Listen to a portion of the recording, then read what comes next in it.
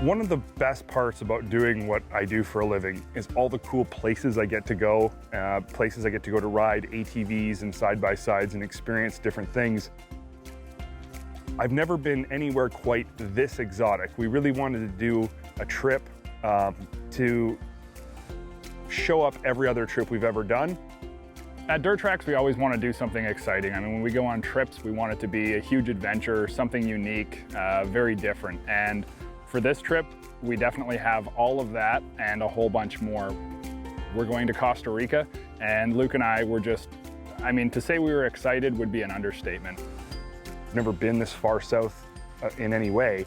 So the flight was interesting. We left from home in Toronto and flew into Houston, then flew from Houston right into San Jose in Costa Rica. When we landed, our first night was going to be staying at a Holiday Inn, which was like any other Holiday Inn I've ever stayed at. It was very nice, right kind of downtown San Jose, which was interesting. For this trip, we'd be hooking up with Moto Adventures, and they're a supplier of motorcycle side-by-side adventures here in Costa Rica. They offer a whole bunch of different packages and plans and different places that you can go. To start our adventure off, we were going to go to the local Polaris dealership, which when I say local, I mean local to the country. This is the only Polaris dealership in all of Costa Rica. One dealer for 4.5 million people, and that's where we were going to meet up with Larry, who was our guide, our host, and was going to be taking us on this adventure. I got into off-road riding touring after riding in various countries, South America, Central America, the USA, and in Europe. After all my travels, I was seeing that many places have restrictions of places to ride, and in this country there is no restriction. All these trails are public roads. So I think there was a need for places to go vacationing. So we met up with him there at the dealership. We got hooked up with our RZRs. We had a RZR 900 XP, we had a RZR 900S, and a RZR XP 1000. So we had a good mix of really good vehicles. We had a great reception, and then the vehicles were right up front. All the RZRs were prepped and ready to go, and we loaded up our bags, put our helmets and gear on, and we were on our way. I think one of the really unique things about being here in Costa Rica is that side-by-sides are pretty much legal anywhere but the highways. We left from the dealership and rode through the middle of town, basically on paved roads, passing cars and motorcycles and passing cows and all kinds of crazy stuff until we started climbing. So we're climbing up out of Escazú, headed into the mountains, and you go from very heavy, dense city to kind of more hillside, some apartments and homes, and then the pavement starts to end, you get into some dirt roads and you start climbing even steeper. We made it up to the top of the mountain, and of course we had our first initial sort of just little detour. There was a tree that had fallen across the road and hadn't been removed. It looked like some of the locals had maybe tried to cut through the tree to remove it, but we learned later on that people here aren't really used to cutting down trees, so they didn't really know how to get the tree out of the way. It looks like we found a way through this fence here and we can bypass the fallen tree. I guess the guys know the owner of this property on the other side of the fence, so he's going to let us go through and take a bypass. So, problem arisen, problem solved. It was like kind of an anticlimactic beginning to the trip because we're all ready to pump to go out on this trail and we have to stop and solve a problem. But we solved it and we made it. They call those driveways. I think we call those double black diamond. That's crazy. Climbing up into the mountains was very interesting here. I mean, the scenery is so beautiful, and every time the trees break, you have just an amazing view. There's nowhere else that I have ever been in my life that looks like this. I mean, it is literally a tropical playground.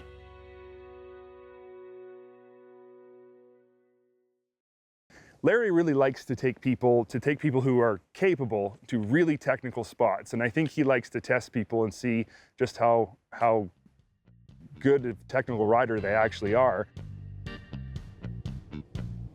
The first spot he was really excited to take us to was, honestly, between AJ and I, we both agreed, it was one of the gnarliest washout sections I've ever ridden on before. It had been washed out by rain, heavy, heavy rain, so you have small towers of dirt that you could stagger your tires on, and then in some places it would fall off, 3, 4, 5 feet in between. So you could really get stuck pretty good and lose the side-by-side, in one of these holes. It was pretty technical. We went all the way down and made it to the bottom without too much problem, but then as typical with dirt tracks, our camera guys are always one more time. And so we had to drive back up, and on the way back up, we all kind of got a little dislodged and fell into some of the holes, but Larry had an issue with a drive shaft and broke one clean in half. Right. See, this is the thing about TV. You can successfully traverse a section of really gnarly trail and feel good about yourself, and then your camera guy says, okay, now do it again. And that's always when something goes wrong. AJ and I can get through it the first time fine. It's when the camera guy says do it again that stuff breaks. We weren't even gonna film this part of the run. It was just going back up so we could turn around and get a shot coming back down. So this was actually not even something we were gonna shoot, but it was fun to do. After we got everybody turned around, after the first gnarly downhill section, Larry says, oh, that was the easy part. I'm like, what are you talking about? That was brutal.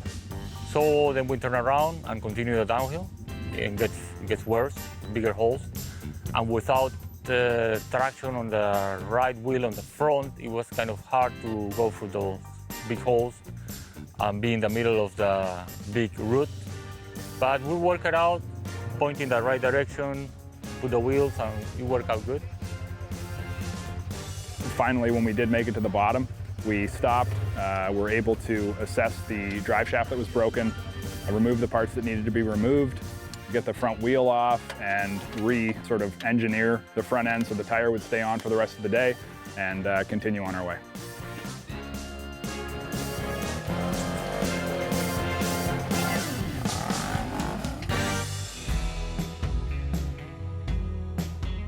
What I like about Costa Rica is like a big playground. It has trails everywhere. The people are very friendly and they welcome you and like you when you go through little villages and stuff. So it's a really great place to go ride and have a vacation.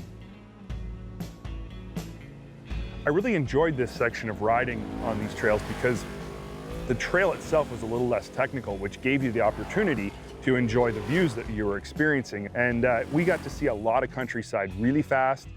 We got to see a lot of countryside through the views and the vistas we were seeing. We could see so far away, but it was just spectacular, the whole ride. We were climbing a lot and descending a lot, and that seems to be the way these trails are. You're either going up or you're going down. You're almost never just going flat. So we climbed and descended a ton.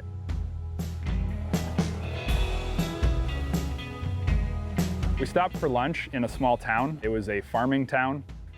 Very, very different than what you expect. But here in Costa Rica, when you're driving through the mountains, there's just small populations and small towns in the most remote areas. And now we're here at this little restaurant on the side of the road, having some chicken fajitas. And I think we're all just about ready for it. I'm starving. After 4 hours of riding, it's good to refuel yourself on the side-by-sides.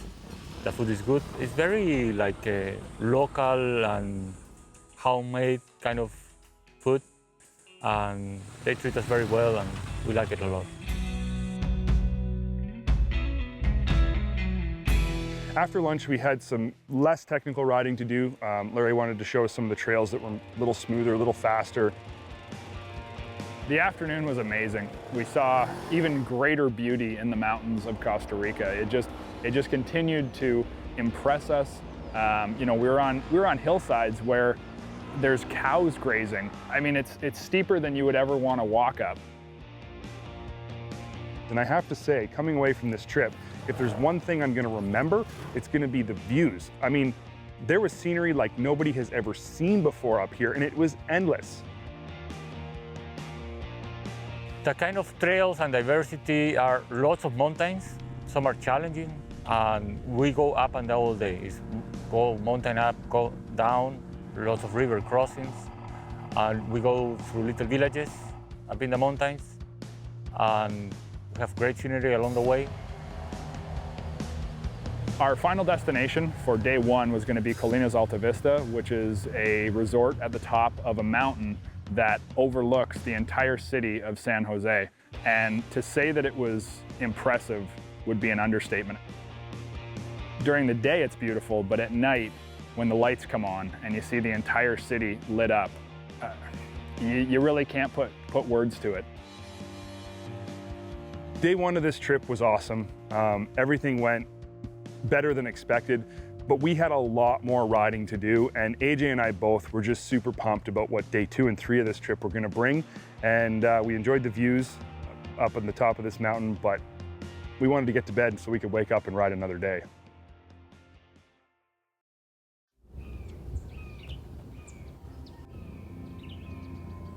Day 1 of our adventure in Costa Rica had been full of awesome experiences, great trails, incredible vistas, amazing people, just an all-encompassing great experience. We'd ended our day 1 at Colinas Alta Vista, which was a cool place up on a mountaintop overlooking the city of San Jose.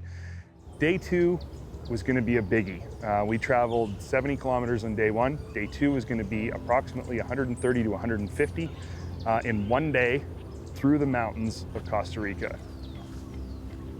So we woke up at Colinas Alta Vista with this great view and with a good night's sleep behind us.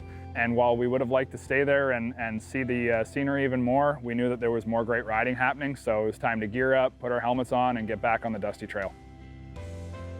We use Polaris vehicles because I think the performance is great, lots of stability, great suspension. You can have fun riding them fast, and they're safe. You can get sideways, and it won't tip over. It's very stable. And the dealership here is one dealership, and they have been very helpful with everything, with parts. We started a tour from their office in Escazú, and we also finished the tour there, and we have a good relationship, and we love the Polaris side-by-sides. Day 2 was going to be an epic day. I mean, we literally were going to do over twice the mileage that we did on day 1. So we had a lot of ground to cover. When we left Colinas Alta Vista, we traveled through some small towns to get out to the more remote type trails. And people here are so awesome. I've been so many places where when you're riding through towns and villages, you're given the stink eye everywhere you go, and they don't like that you're there, they don't like the dust, they don't like the noise. They're just basically, they don't like you because you're on a side-by-side or an ATV. Here, it's the complete opposite. I've never experienced this before. Everybody in every town was pumped that we were there. They loved looking at the vehicles we were driving. The kids are giving a thumbs up. There was even one little kid who came out on the road and was holding his hand out so AJ and I could give him a high five. Our trail out of Colinas Alta Vista to get to the other main trails took us through a really interesting kind of pine forest that was being harvested. And they'd had a bunch of them that had fallen down on the trail, and there was no chance of getting them moved, so we had to just power through them. Larry had gone through some downed trees. One of them got stuck in the rear drive shaft and popped the outside universal and just exploded it. So we had a bit of a problem there. We ended up going back to a small town that we had stopped for lunch the day before and found a little garage there where people were able to help us. We got a pump jack, lifted it up, took the rear wheel off, and the whole hub assembly. These 2 bolts right. We're just checking to see if the front drive shaft on this will fit on the back, in which case we can just swap the good front drive shaft to the back and he'll have 2-wheel drive. No? Larry had to pack up, put the Razor in the truck that was helping with fuel, and drive it back to San Jose.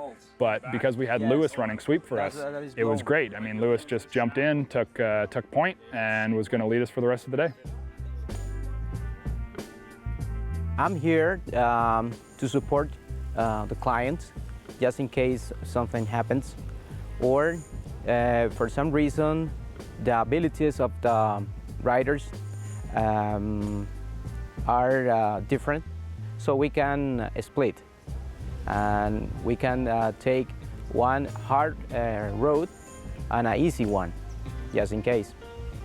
If something or a mechanical problem happens, I can be also a support and guide you guys to our destination. We traveled some very diverse trails in the afternoon on day 2. Everything from paved roads to dirt roads, smooth dirt roads, rough dirt roads, gravel roads. We traveled on what I would call a cow path, which is literally like a path for cows. but we're riding ATVs on it, and they were so tight and technical. It was just awesome. Some of the places we were riding along the edge of cliffs that when you looked over the edge of the cliff, it was hundreds, maybe 1,000 feet down. It was crazy, straight down to the ground.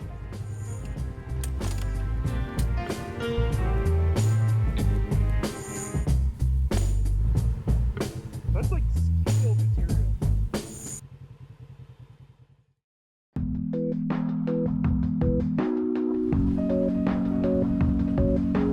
Some of the most technical riding here in Costa Rica, I would say, is the washouts that we experienced. Because you're going up the side of mountains that are, they could be 500 meter, 1,000 meter mountainside, there's a lot of rainwater coming down. I mean, it's rainforest in certain areas, so you do get a lot of rain at certain times of the year, and it really trenches out these uphill climbs. We hit one that it's the longest uphill climb I've ever done in a side-by-side. I mean, the only thing I could compare it to would be climbing a mountain on a snowmobile. The very end of it, the last section, was another huge washout. AJ was ahead of me and he got into it and got a little held up, but he was able to make it through on his own. I got into the washout and unfortunately got kind of stuck where I couldn't go forward and couldn't go back. Sometimes the younger one is the wiser one. But when Luke came through at 5 inches wider, just that small amount, 5 inches, really set the ability and skill level apart there. You just couldn't make it. So he had to put some wheels in a trench, got a little stuck, and I came back, walked down the hill. We heard that we could hear the tires spinning, so we knew that he was in a bit of trouble. And we came back down the hill and just sort of walked each other through that section. You'll have to go back further, I think. You might be able to straddle it if you go back a long ways. The nice thing about riding here with Moto Adventures is that you don't have to ride that section of trail if you're not able to. If you're not capable of that type of riding, there's a bypass. Lewis knew a way around it if we wanted to. Of course, AJ and I like to push things, so yes, we did. We made it out of there. I got the wheels back on the ground and got all 4 of them clawing back up the hill. And we ended up at our little lunch stop for day 2. We're about not quite 2/3, not quite 2/3 of the way through the day. It's been a long one. It'll be worth it when it ends at the beach. Yeah. You're gonna flop down on the beach and pass out. Yeah. That's the plan. It's just a crazy country. After lunch on the second day, we went for some riding, but we couldn't meet the truck, which is the one that fueled us, all the racers on the dirt bikes. The distance that we had to cover by that time, it was pretty long, about 80 kilometers, something like that. I wasn't sure if my bike was gonna do it all the way to the coast.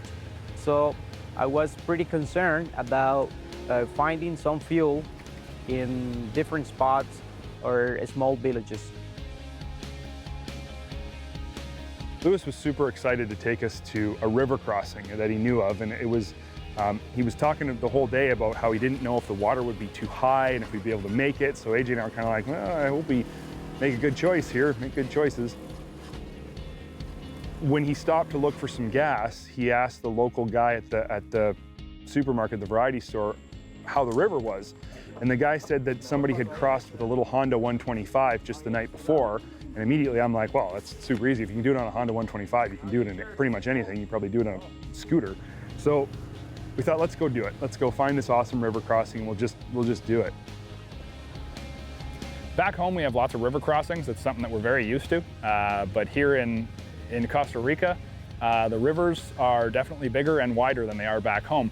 So Lewis took us to this one river crossing that would ultimately lead us to our hotel for day 2. I don't think this is the way we have to go, but Lewis wants to show us crossing this river, so we're going to cross the river. Provided we can find a place to get into the river. Lewis found a good spot for us to cross that we could drive with the current and still end up on some hard land. And he went across on his Kawasaki dirt bike and he made it through no problem. So Luke and I went across. It was fairly easy, you know, just keep your momentum, go with the river current. But as typically happens, we wanted to go back across again, get some more shots and just, you know, continue playing in the water because we've been fairly warm that day. As with so many of these stories, as we're riding and shooting for dirt tracks, our intrepid camera guys said, okay, you got to go back through the river and cross it again so we can get another shot. I'm like, well, how hard can that be, right? Made it through once. And it was a lot harder than it was the first time because I approached the water wrong. Lots of times at home, we ride up the current to try and avoid being pushed back down. Here, you have to start upstream and go with the current, and I didn't do that. At one point, the vehicle was still running. The water was running over my lap in the Razor, and it was still running, but I wasn't moving. The wheels were just spinning up in the water like I was a boat. And then the water hit the belt, and that was it. I guess Luke got the belt wet, so it's not going anywhere. I just came across the old 900S, a little bit less horsepower, but it's solid.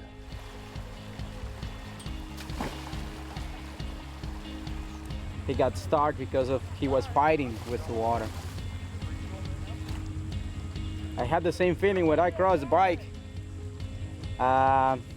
You saw me, I start letting the bike go the same way the water is pulling. Otherwise, if you fight the bike, you drop it. I felt like a country and western movie. There was guys coming in on horses, people with cattle pulling a wagon coming in. There was a family just playing in the water. It was something totally different from back home, and I won't forget that. It was very cool. We just had a little bit further to go from the river to get to our hotel. It was fairly easy riding, and when we pulled into Maria Brava, which was the hotel for day 2 and 3, we were all very welcoming to see the ocean, to see the beautiful sunset that was setting just as we pulled in. And by the time we got there, we were all tired. It was 150K on my odometer. I was exhausted. We'd had more fun than I've had in a single day almost ever. We'd driven some trails that I never would have tried had I not been with a guide. I'd done some things I'd never done before and seen country I'd never seen before. So it was a great, great day and a great way to end it at the beach.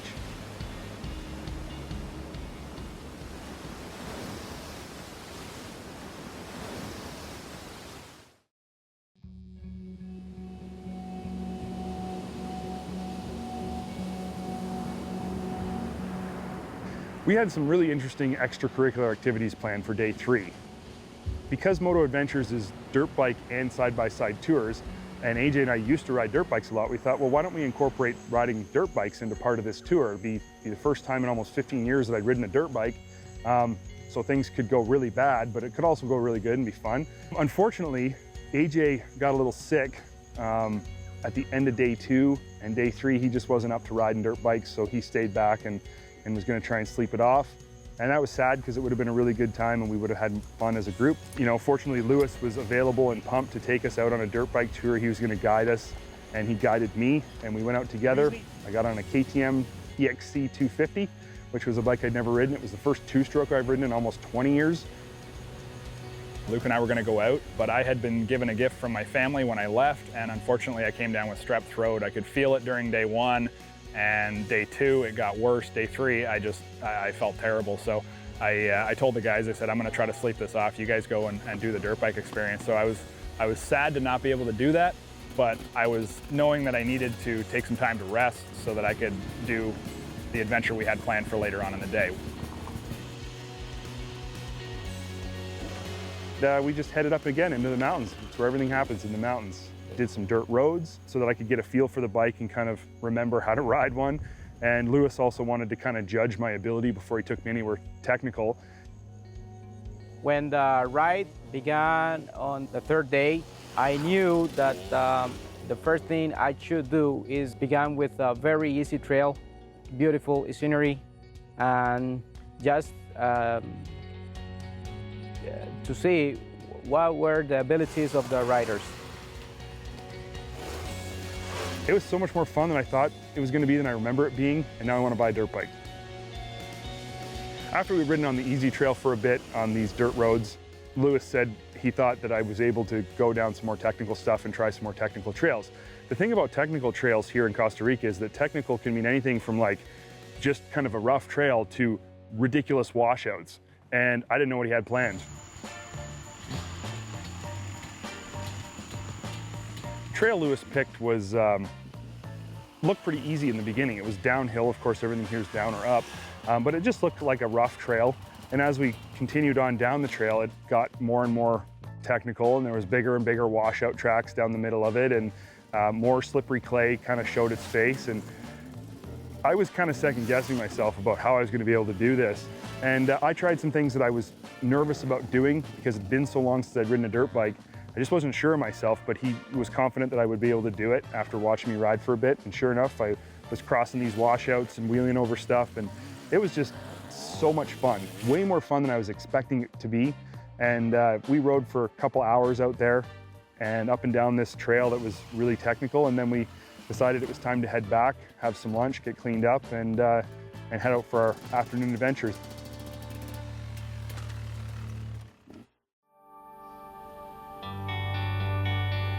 Our final adventure here in Costa Rica was probably the most typical Costa Rica type thing to do of all the things we had done. And it was a zipline canopy tour, which seems like something people do here that's really popular. And I'd never done zipline anything before, let alone a canopy tour. I'd never even done a zipline in my life. And I thought, how nerve-wracking can this possibly be, right?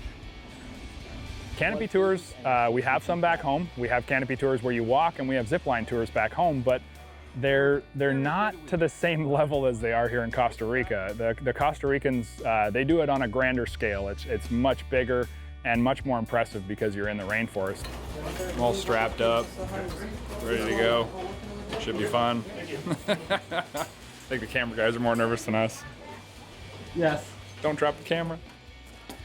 I was amped up, excited to do it, and was really looking forward to it. I could tell that that Luke was a little bit nervous, and maybe one of the camera guys was a little nervous as well. So it was fun. We were all excited and amped up about it. The guys at the zipline place, they were really good. They were funny. They were very professional. They gave you all the confidence in the world. And it wasn't until they hooked me on that little tiny pulley on top of a metal cable going into the woods where I couldn't even see where it ended up. But I just had to trust they knew what they were doing. And the first zip line was just a blast. It was different than I thought, less scary, more confidence inspiring. And we did 12 zip lines all the way down the mountain. It's a lot less scary than I thought it was going to be. I was ready to be just terrified, but actually once you're sitting kind of down in the harness and you get moving, you just kind of feel like you're just hanging out. It's not really a big deal. The zipline tour was nothing short of impressive. I mean, the guides on it were super knowledgeable. They all spoke English and were very friendly. It was cool because you had 12 total zip lines that you ran. Some of them were short, some of them were long, some of them were a little bit slower, and some of them were extremely fast. It was cool. There was one opportunity where you could go backwards or you could go upside down, and so I went upside down because I was like, hey, we're here, let's do it, this will be great. And it was kind of freaky hanging upside down at about 130 feet over top of nothing but trees and rainforest floor, but super fun. It was an amazing experience, and I mean, if you're here in Costa Rica, you should do something like this because it not only gives you an adrenaline experience and an adrenaline rush, but it also gives you amazing views of both the rainforest and out over the coast. This trip in Costa Rica, we had wanted to be the most epic adventure we'd ever gone on with dirt tracks, and I think we succeeded in a big way. This world is nothing short of amazing, and being here in Costa Rica helps you to realize that even more. It's amazing that we can come here and ride side-by-sides and go ziplining and ride dirt bikes and, you know, play in the ocean and just see a different way of life. This is something that you need to put on your bucket list. If you haven't heard about Moto Adventure Tours, you need to look it up. You need to come here, you need to do this because this is not a normal experience on a side-by-side. This is something incredibly unique and you're not gonna find it anywhere else.